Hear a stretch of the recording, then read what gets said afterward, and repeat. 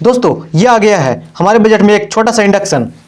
नमस्कार दोस्तों, take today channel में आप सभी का स्वागत है। आई नो कि ये नया चैनल है और मैं बकवास किए जा रहा हूँ। अरे कहना क्या चाहते हो? दोस्तों आप सभी को तो ये पता ही होगा कि उत्तर पूर्वी भारत में बस ठंड आ ही गया है और पिछले मैं कई महीनों से एक इंडक्शन बाय करने का सोच ही रहा था। आई नो कि ज़्यादातर जो इंडक्शन है वो ठंड के महीने में ही सेल होते हैं या ठंड होने के पहले ही खरीदते हैं। मतलब तेरा कहना है सिर्फ ठंड के महीने में ही खरीदते हैं, बाकी समय नहीं खरीदते हैं। ऐसा मैं नहीं बोल रहा हूँ, ऐसा गूगल महाराज बोल रहे हैं, उनमें से मैं भी एक हूँ। दोस्तों मैं भी इंडक्शन अनबॉक्सिंग करूंगा, इसलिए वीडियो पर बने रहें। दोस्तों ये आ गया है फाइनली पिजन की तरफ से बहुत ही शानदार इंडक्शन। ये आप देख ही सकते हैं, बॉक्स में पैकिंग तो अच्छी है कि एक पहले से ही स्टिकर यहाँ पे चिपकाया हुआ था। और तो और फ्लिपकार्ट के बेहद ही एक खतरनाक स्कैम के बारे में बताने वाला हूँ। ये लोग सिक्योर पैकेजिंग के नाम पे 49 रुपीज़ 69 रुपीज़ चार्ज करते हैं और ऐसा पैकिंग करते हैं कि मुझे बताने की ज़रूरत नहीं, मैं क्या बोलूँ। मैं आप लोगों के साथ कुछ एक फ़ोटो दिखा देता हूँ, आप लोग देख के आप समझ सकते हैं। अब चलिए बॉक्स से इंडक्शन को निकालते हैं। वैसे मैं क्या बोलूँ, फ्लिपकार्ट कंपनी ने ओपन बॉक्स डिलीवरी तो कर ही दिया है, तब से कुरियर बॉय भी ओपन बॉक्स करके ही देते हैं, फ़ोटो खींचते हैं उसके बाद ही देते हैं। वैसे दोस्तों अगर आप कोई भी कंपनी की इंडक्शन ले रहे हो तो ये चीज़ें ज़रूर देखें, स्पेशली नंबर 9 जो सबका फेवरेट है, और नंबर 5 और नंबर 6 तो अच्छा होना ही चाहिए, नहीं तो इंडक्शन लेने का कोई फ़ायदा ही नहीं है। पॉइंट नंबर 1, बात करते हैं डिज़ाइन और बिल्ड क्वालिटी की। वैसे आप लोग डिज़ाइन तो देख ही रहे हो जो कि फ़िलिप्स के ही कॉपी है। मेरा कहना सही है या नहीं ये मुझे नहीं पता, कौन पहले लॉन्च हुआ है, कौन किसका कॉपी है, ये मेरे लिए सही नहीं है। अगर क्वालिटी अगर देखा जाए तो फ़िलिप्स का बेहतर है। वैसे इसका भी ख़राब नहीं है और इसका वेट है 1.5 kg।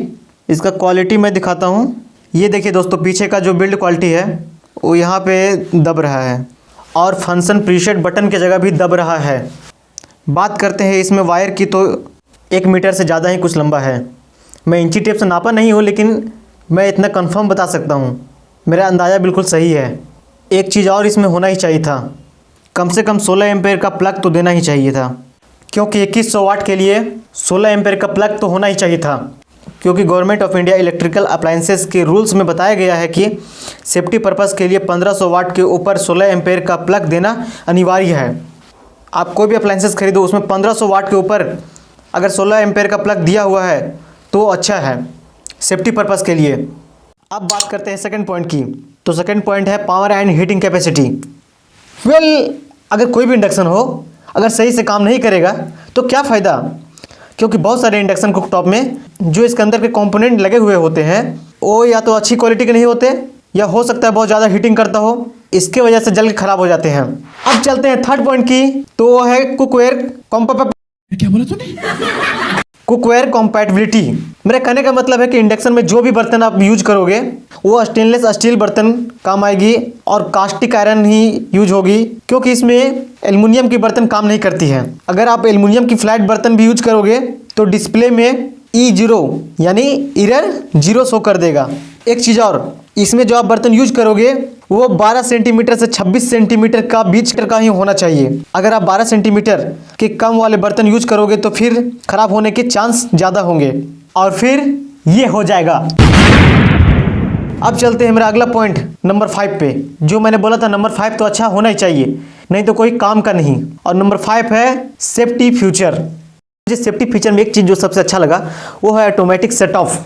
मान लीजिए कि आप कहीं कुछ काम कर रहे हो, किचन से बाहर जा रहे हो और आप ये चीज़ आपको मालूम है कि मेरे खाना पकने में बस 5 से 8 मिनट लगने वाला है, तो क्यों ना मैं कुछ दूसरा काम कर लूँ, तो उस समय टाइमर लगा दीजिए, देन वो स्वतः अपने आप बंद हो जाएगा। और एक चीज़ जो सेफ्टी के लिए एक ख्याल रखना चाहे वो कोई भी कंपनी का इंडक्शन क्यों ना हो, सपोज दैट अगर आपका खाना पक गया है तो क्या करोगे, बंद कर दूंगा। हाँ बताओ कैसे बंद करोगे, क्या भाई तुम्हें इतना भी नहीं पता, डायरेक्ट बोर्ड से स्विच ऑफ कर दूंगा, बस गलती कर दी ना, ऐसा नहीं करना है। अगर आपका खाना पक गया है तो आप इंडक्शन का जो ऑन ऑफ बटन होता है उसे प्रेस करके बंद करें, उसे दबा के बंद करें। और ये कोई भी इंडक्शन हो उसमें भी यही चीज अप्लाई होती है। अब आप सवाल करोगे कि मैं यहां से बंद करूं या बोर्ड से बंद करूं?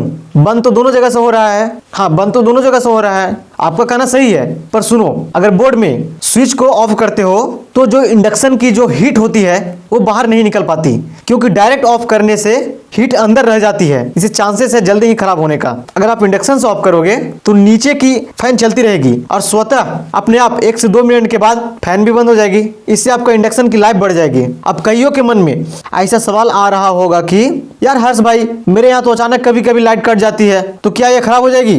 तो सुनो, लगातार चल रहा है और हो सकता है उसी समय लाइट कट जाए, तो तुरंत उस गर्म बर्तन को इंडक्शन से उतार के अलग कर दो। इसी से एक हद तक बचा जा सकता है, क्योंकि मेरा ये पर्सनल एक्सपीरियंस है और मैंने इलेक्ट्रॉनिक शॉप वाले से भी यही सवाल किया था, तो उन्होंने भी यही जवाब दिया। अब इसमें भी 2 और कमाल के फ्यूचर है। रुको यार, सुनो। मान लेते कभी कभी हमारे घर में किसी फॉल्ट की वजह से ज़्यादा वोल्टेज आ रही है, जैसे 300, 350, और अगर इसे आप यूज बिना वोल्टेज चेक किए, जो जनरली हम लोग चेक नहीं करते, डायरेक्ट ऑन कर देते हैं, स्विच को ऑन करोगे तो इंडक्शन ब्लास्ट कर जाएगा। नहीं यार, मजाक कर रहा हूँ। बेसिकली इसे कुछ ही नहीं होगा, क्योंकि इसमें एक फ्यूचर है। अगर 280 वोल्टेज से ज़्यादा वोल्टेज आ रही है तो डिस्प्ले पर E2 शो करने लगेगा, और अगर 90 वोल्टेज से कम वोल्टेज आ रही है तो E1 शो करेगा। क्यों? है ना कमाल की फीचर। यहाँ कितने लोगों के पास इंडक्शन है, और है तो कौन सी कंपनी के हैं, और क्या ये सब कॉमन फीचर है उसमें? अगर है तो कमेंट करके जरूर बतावें, और नहीं है तब भी कमेंट करके बतावें। अब बात करते हैं पॉइंट नंबर 6 की, तो वो है इजी टू यूज। अगर आप कोई भी इंडक्शन आज के समय में बाय करते हो तो ये सभी सेटिंग मिलेंगे, लेकिन मिलेंगे जरूर। हो सकता है कुछ सेटिंग कम मिले या कुछ सेटिंग ज़्यादा मिले। इस इंडक्शन की बात की जाए तो ये इंडक्शन में 5 प्रीसेट मेन्यू दिए गए हैं, जो इंडियन के हिसाब से है। एक तो है रोटी डोसा, दूसरा है ग्रेवी, तीसरा है, चौथा है स्लो कुक, पांचवा है प्रेशर कुकर, और नीचे ये सारे बटन है ऑन ऑफ। इससे पॉज कर सकते हो। ये टेम्परेचर मेन्यू है, इसे प्रेस करके आप अपने हिसाब से कम ज़्यादा कर सकते हो। ये है टाइमर मेन्यू, जो मैं आपको पहले बता दिया हूँ। अब चलते हैं नेक्स्ट पॉइंट नंबर 7 की तरफ, वो है एनर्जी एफिशिएंसी। इसको एक लाइन में बोले तो, अब देखो गाइज, ये एलपीजी गैस के मुकाबले ये आपको खाना पकाने में टाइम की भी बचत होगी, पैसे भी कम खर्च करने पड़ेंगे as compare to LPG gas cylinder. अब पॉइंट नंबर 8 है मेंटेनेंस की क्या बात करूं, जितना सही से यूज करोगे उतना ही अधिक समय तक चलेगा बिना खराब हुए। इसका एक और रीजन है कि हम लोग इसमें कभी भी भूल से दूध गर्म करने के लिए यूज करते हैं, या तो दूध जल जाता है या तो उबलने लगता है। उबलने के बाद इंडक्शन पर जो गिर जाता है तो इंडक्शन की प्लेट पर चली जाती है, इससे वो खराब होने के चांसेस ज्यादा रहती है। सो बेसिकली सही से यूज करोगे तो लंबे समय तक चलेगा। फिर एक क्वेश्चन, वैसे दोस्तों, अगर आपके घर में आज के पहले कितने इंडक्शन खरीदे हैं और आपका इंडक्शन कितना समय तक चला है, कमेंट में जरूर बतावें, ताकि और लोगों को पता चले कि किस कंपनी के सबसे ज्यादा समय तक चला है। और लास्ट में नंबर 9 पे है प्राइस वैल्यू फॉर मनी। इस पिजन इंडक्शन का प्राइस है 2399 या 2499। दरअसल बात यह है कि कभी कभी फ्लिपकार्ट के साइट पर कभी कभी अलग प्राइस शो करता रहता है, और स्पेशल ऑफर में ये 2100 से 2200 में आपको मिल जाएगा। अब बात करते हैं कंक्लूजन की कि क्या ये इंडक्शन लेना चाहिए कि नहीं।